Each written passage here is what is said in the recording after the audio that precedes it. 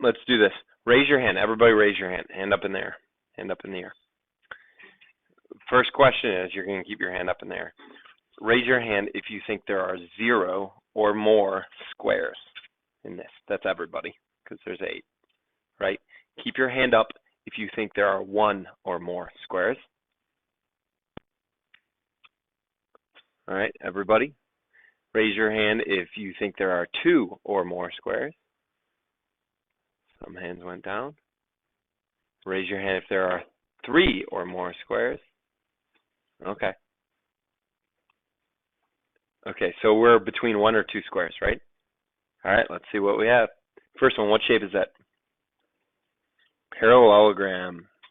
That's as particular as we can call it. Parallelogram. Abbreviating. That's the abbreviation for parallelogram. That's cheating. Number 2, what shape? What shape? Her rhombus? Her square? What is marked in the... There's 2 conclusions we can make based off of the markings. We can make one, that the diagonals bisect each other. You get that? Does that come from the picture? Number 2, we can also get that the diagonals are congruent. Okay? So here's my question. I'm going to phrase those 2 as questions now. On a rhombus, do the diagonals bisect each other? On a rhombus, are the diagonals congruent? No. No, the diagonals are not congruent on a rhombus. Okay, it's not a rhombus. What does that mean about it being a square? Is it a square? If it's not a rhombus, it can't be a square. Right? It's a rectangle. It's a rectangle. Yeah, I know. Mind blown. Here's the situation. The components of this picture that we have is that the diagonals bisect each other and they're congruent. So if I draw a picture where 2 diagonals bisect each other and are congruent, it looks like that when I just draw the diagonals, right? And I connect those endpoints, what does that shape look like? Rectangle. If I am really, and we can rotate one of those lines anywhere we want around that midpoint, and we still qualify for what is shown in question 2. Any rotation of that, if I did this in a different program, it would be nice.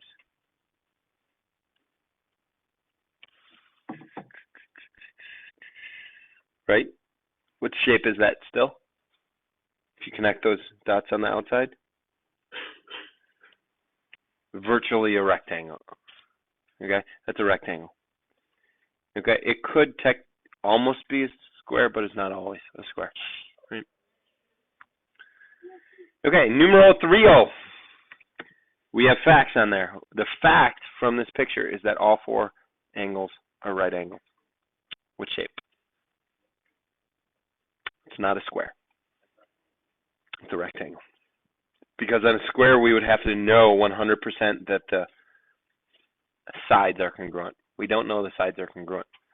One could be 10. The other could be 10.00000000001. Slight difference, but still keyword difference. For it to be a square, they have to be exact. Numeral 4. We have diagonals that bisect each other. Can you get that information from the picture, that the diagonals are bisecting each other? That makes it a parallelogram, right? We have diagonals that are perpendicular. What does that make it? What does that make it? It's a rhombus. A rhombus. Not a square bus, but a rhombus. See what I did there? Okay, numeral 5. What is it? A square? It's not a square. If it was a square, we would have to know something about the angles. It's only a square if the angles. Is it a rectangle? We would have to know something about the angles being 90. Right? We know the sides are all congruent. It's a rhombus. Not a square bus, but a rhombus. Is that joke just not funny, or you don't get it? I'm just curious. Like rhombus, like round bus. It's a round bus, not a square bus. I just wanted to make sure you guys got it. It's funny. It's funny. It's funny. Number 6, what shape? Quadrilateral? Parallelogram?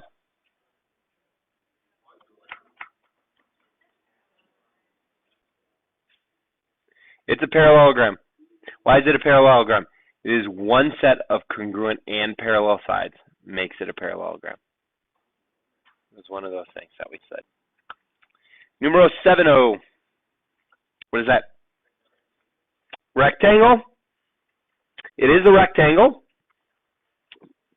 but it's more specifically a square. First, how do we know it's a rectangle? Well, these are parallel. That's 90. If that's a transversal on the two parallel lines, the two consecutive interior angles are supplementary, so they would both be 90. Those are both 90. Well, same reason for up here as to why that's 90. 4 right angles, and guess what we have here, though? These two are congruent, and 4 right angles, which means that these two have to be the same square. That was exciting. Numero 8.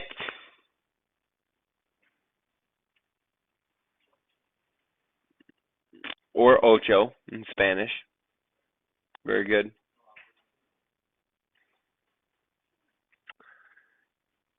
I am really tempted to call it an isosceles trapezoid, but it's not.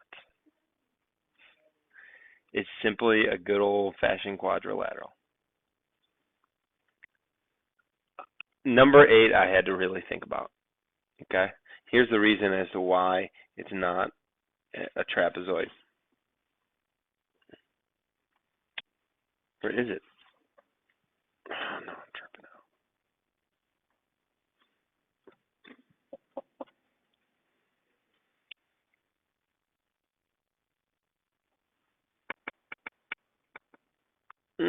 I'm feeling like it's an isosceles trapezoid. I asked a math teacher and another math teacher about this one. I'm feeling like it's an isosceles trapezoid.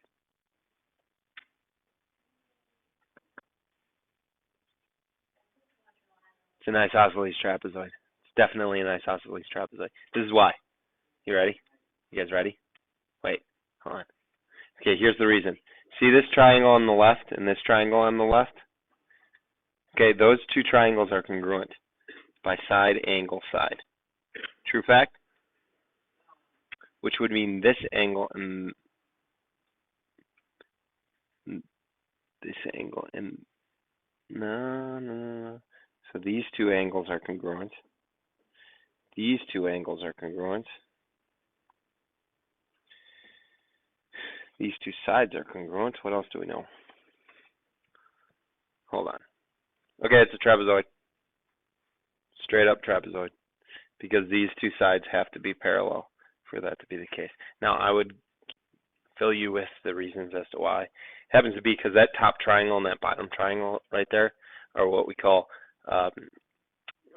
there's a side angle side similarity on them, which means all of the angles on the interior of those two triangles, the top and the bottom ones, correspond to each other. If those two angles are corresponding, if those sets of angles are corresponding to each other, you can indirectly get the fact that that top and bottom line are parallel. Boom, trapezoid. Okay, it's a trapezoid. Trapezoid. Careful, that one was a trap.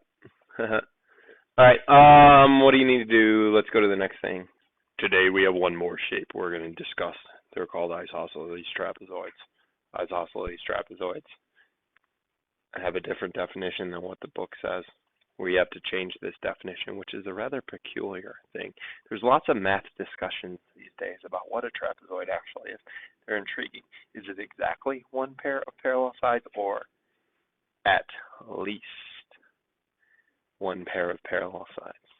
Now this is an interesting question. Why would it matter? Probably doesn't. Some people want to say at least, some people want to say exactly. At least one set of parallel sides. So in terms of like our quadrilateral family, we have quadrilaterals, we have isosceles trapezoids, we have parallelograms, squares, rhombi. Oh, no, that was rectangles, and then squares. Okay? There's a trapezoid that goes in between a parallelogram and a quadrilateral. Okay. There's different components of trapezoids. There's the bases. The base of a trapezoid are the two sides that are parallel.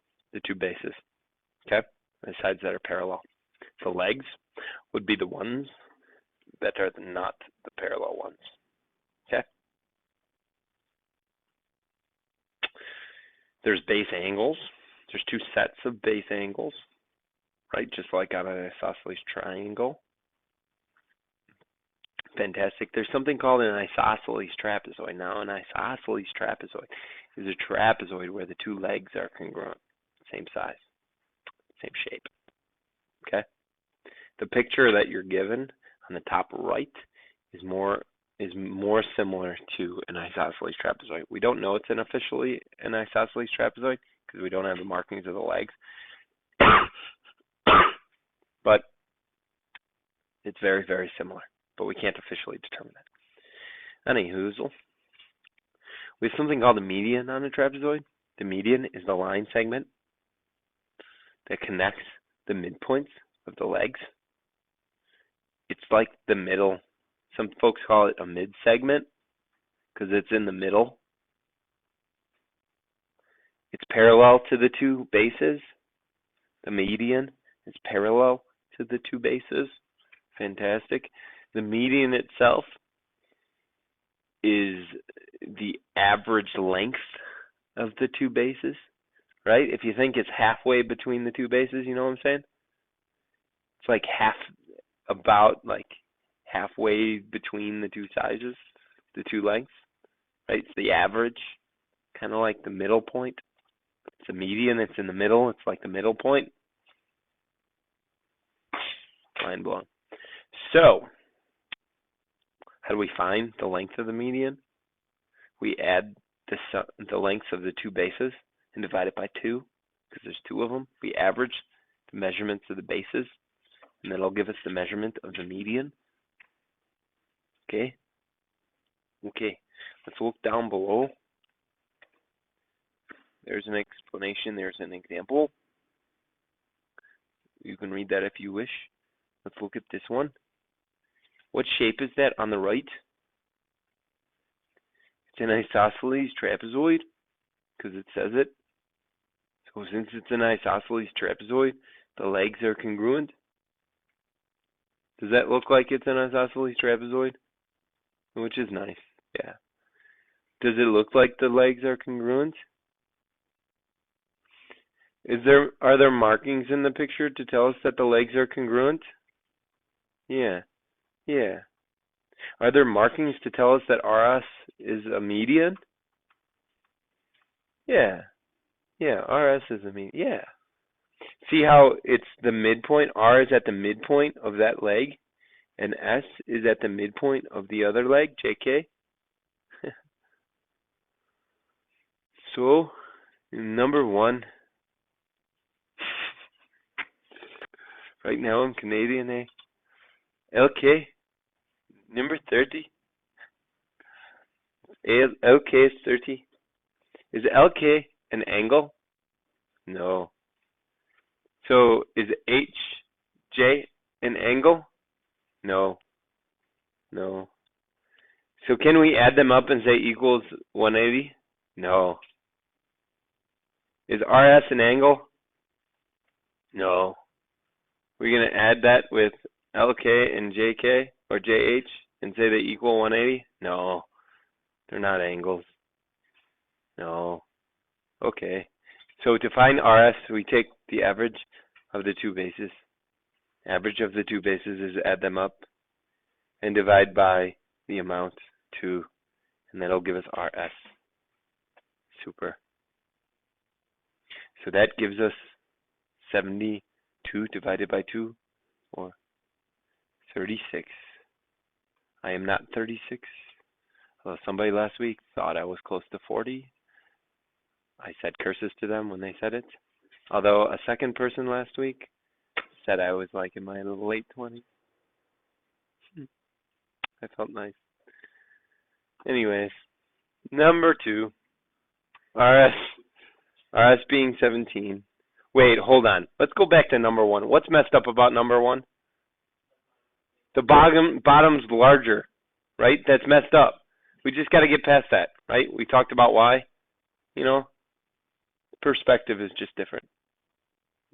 Our HJ 42, even though it looks smaller than LK. It's okay. We'll just get past it. Okay. Number 2.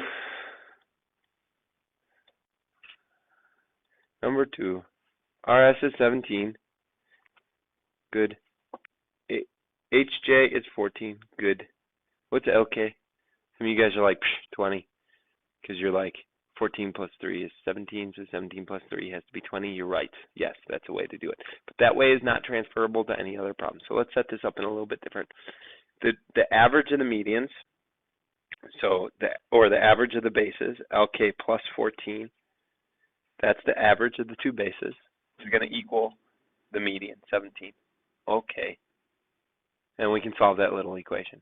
Now we're going to get 20 at the end because we know that's the answer. I just want to show you a different representation on how to get it. A representation that's transferable to any type of question that I ask you in terms of medians. 20. We still get LK as 20. We get to the same location. We both go appropriate routes. We get there, and we're good. Routes. See, the reason why we did number 2 just like that is because on number 3, it's a weird problem, right? It's written kind of strange. We're asked on number 3 that RS is x plus 5. So if we're labeling our picture to try to get, an understanding, in our picture is x plus 5. X plus 5. HJ plus LK is 4x plus 6. I don't know how to mark that in the picture. Do you know how to mark that in the picture? I don't know how to mark that in the picture. So we have to think real creatively about a question like this. This is a good question. So remember, we have the median equals. So the median being RS equals, right, the distance of the median, the length of the median, equals the average of the two bases. So if we look up at the bases, it's LK plus HJ. Average of those two would be 2, divide by 2, right? That's the length of the median, right? The average of the two bases. Now, if you notice on the numerator on that fraction, it's the same thing that we're given. You know what I'm saying? So what we really have, this in our equation can get replaced by 4x plus 6. You see what I did there? See what I did there? RS is going to be replaced by x plus 5. And then we solve it. Times 2 times 2. What do we get on the left? Anyone? Anyone? Anyone? Anyone? Anyone? Anyone? 2x plus. Fantastic. And on the right, anyone? Anyone? Anyone? Anyone? 4x plus 6. Great. And when you go to solve it, you subtract 2x and you get 10 equals 2x plus 6. And subtract 6, you get 4 equals 2x, and then divide by 2, and you get x is 2. Is that our answer? Anyone? Anyone? Anyone? Anyone? Anyone? Anyone? Anyone? Anyone? No, that's not our answer. That's not our answer because we were asked to find RS, the distance between R and S. So we have to go back. 2 plus 5 is 7. RS distance is 7. Fantastic. Great job. Let's go to the next one. Measure of LRS. Measure of LRS. LRS. That, what is that? That is 66. 66. And what is this angle? KSR. What shape is this, by the way? Isosceles trapezoid. Remember we talked about how the median is parallel to the two bases, right? So what type of shape is the one up above? The top one? It's a parallel, it's actually an isosceles trapezoid. Okay. This is also an isosceles trapezoid. And an isosceles trapezoid, the base angles are congruent. So if the one at R is 66, the one at S is also 66. Okay?